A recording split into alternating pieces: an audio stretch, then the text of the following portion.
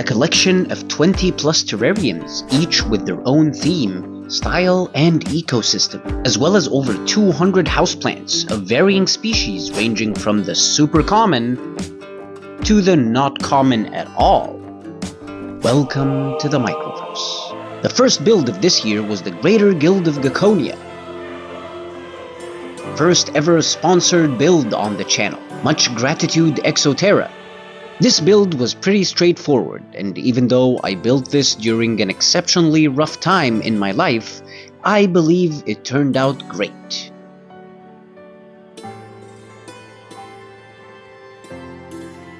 Here is what the Guild of Gaconia looks like a year later.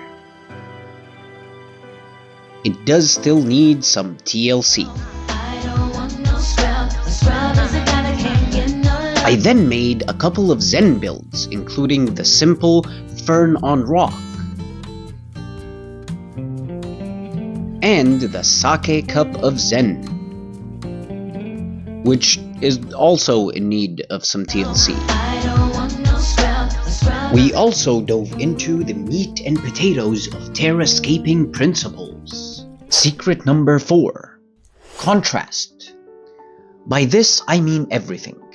Big, small, highlights, shadows, near, far, wherever you are. Excuse me, I've been in Canada. This happens sometimes.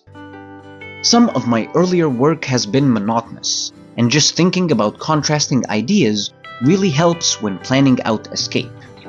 Having the lighting you will be using for that scape can help greatly. As you are building, you can test the light placement. This will give you an idea of how shadows can dramatically change the feel of a build. If you are using a certain type of rock or driftwood, it would be a good idea to break a bigger piece so you can add the big-small contrast to your hardscape.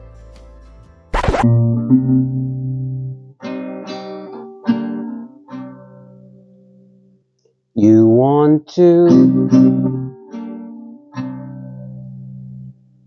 want to hit subscribe or you'll explode.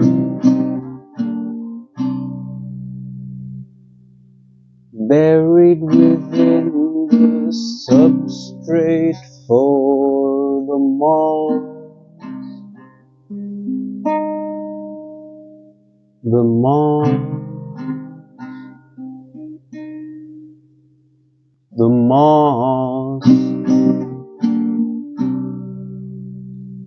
Ah yes, the moss.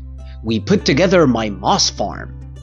As a moss-obsessed life form, I needed a way to have access to moss all year round, not just when it's green outside. So I put together an indoor moss farm, so I can have the variety of mosses I seek, no matter what the insane Ottawa weather is doing outside. We learn to identify, collect, and propagate all manner of mosses. Then the first aquascape of the year. The only aquascape of the year, I guess. The dark hedges. Something went terribly wrong with this one. It was the filtration, and it got overtaken by algae. It went strong for a time, but unfortunately it succumbed to the algae. Again, it was the filtration. Mayhaps I could attempt to give some TLC? No, I don't think that'll work. Enter the new nation of Crustacea, and my second sponsored build on the channel. Again, muchest of gratitudes to Exoterra for sponsoring these videos. This was a build like no other. With floating mountains, a small river, full aquatic section, plants that glow, and dark overlords that waged war on each other until only one survived.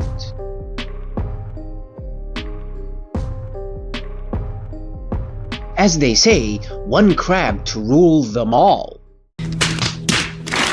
We then adventured to an orchid show, where we saw award-winning orchids.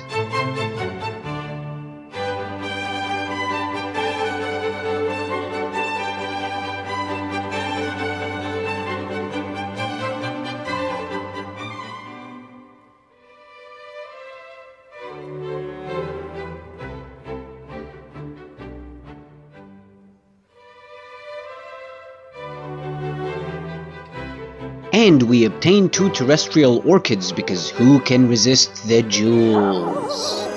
You like this?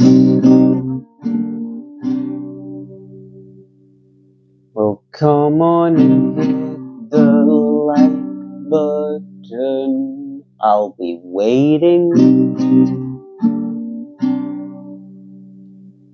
with a plant and the culture of springtails and froggles and froggles. There's froggles.